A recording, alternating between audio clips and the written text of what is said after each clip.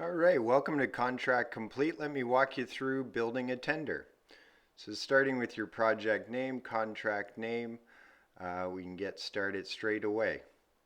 So you do have the option to set your location if that's required.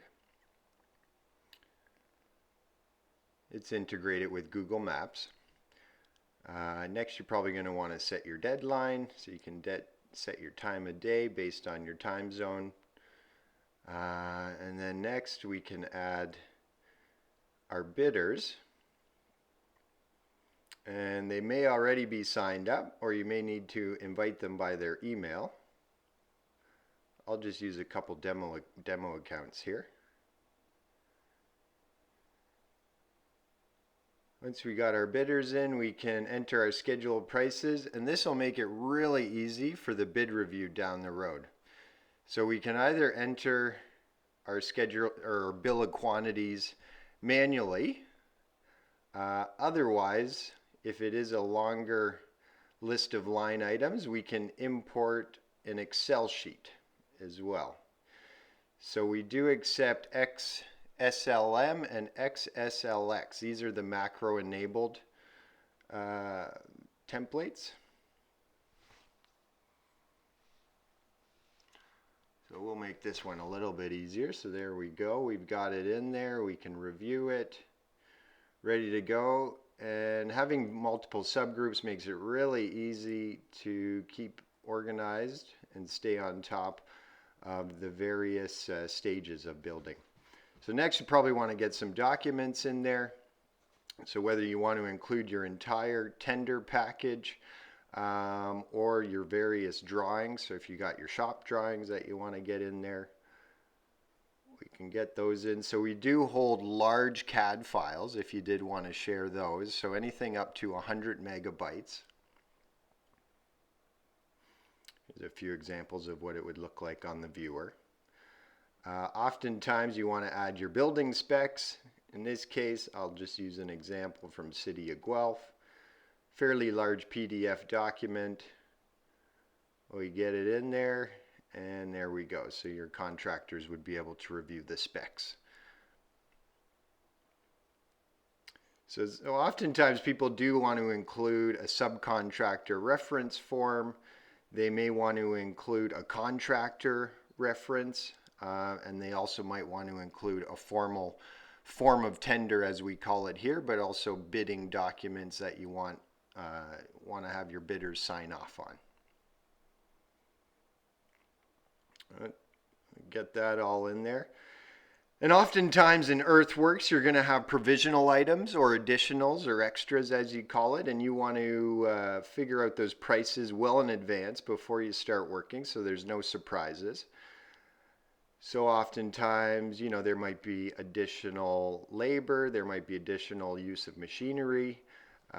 This makes it a nice, easy place where we can get pricing in advance.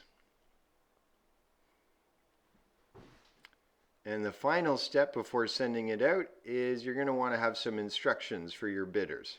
So whether you do have a pre-qualification meeting you want to mention, maybe you want to give them some details as far as using Contract Complete. We are here to support. And we can finalize those. Just do a quick look. Looks good. Oh, and here's something to consider. If you do have documents that require completion, we can always indicate these, and they will be reminded during their bid review to have these completed with their submission.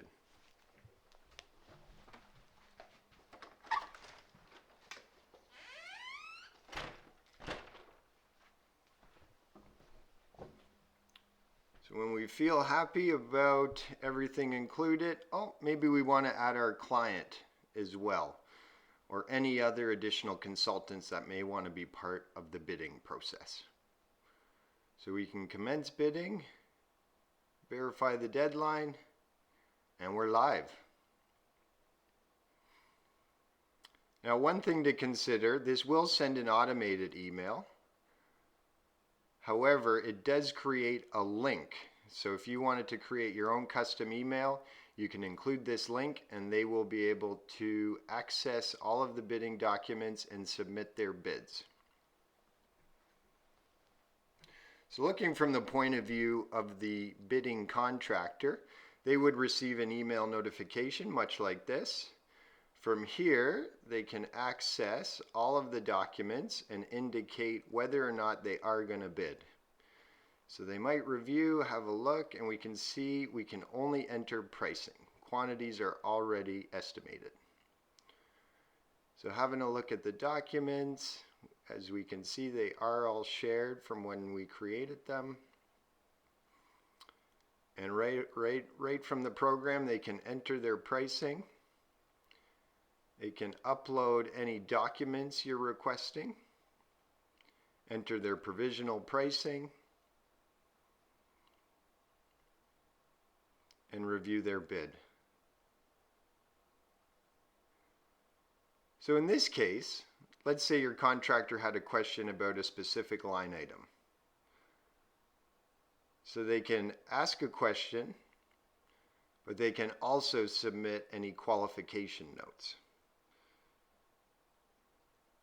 So perhaps there's warranty on the work, and in this case, asking a question, we want to clarify exactly what this line item entails. And we can also ask a general question as a contractor.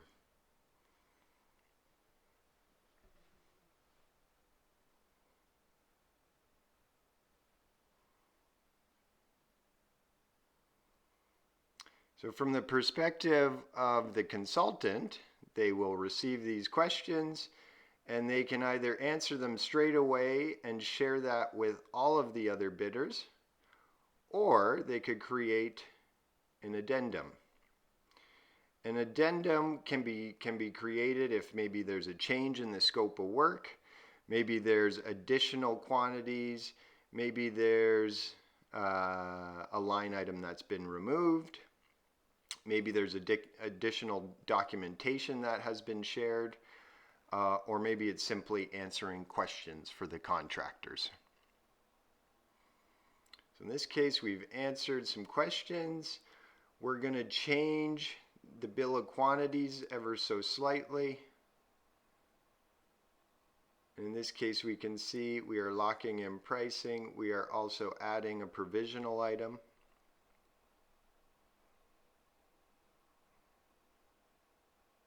And we'll also change a quantity just for demonstration purposes.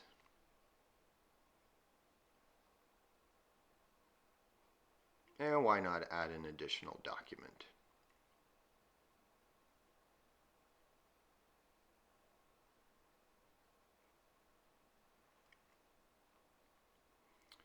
So with our Addenda Builder, we can go through any of the changes in contracts, any of the changes, and add them to the addenda. So in this case, we want to show every change we've made and make sure our contractors are aware of it.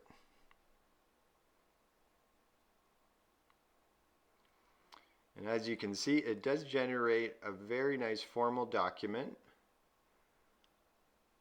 allowing you to add additional notes if you please.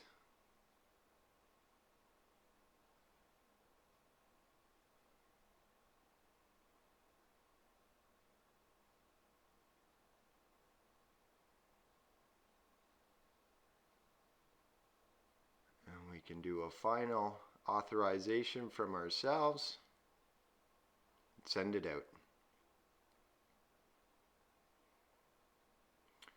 Now back to the perspective of the contractor, they will receive an email notification.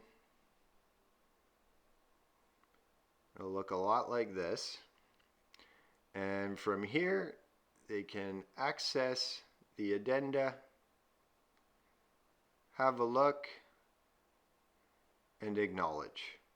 This is a great way to know what kind of engagement you're getting from the bidding contractors invited.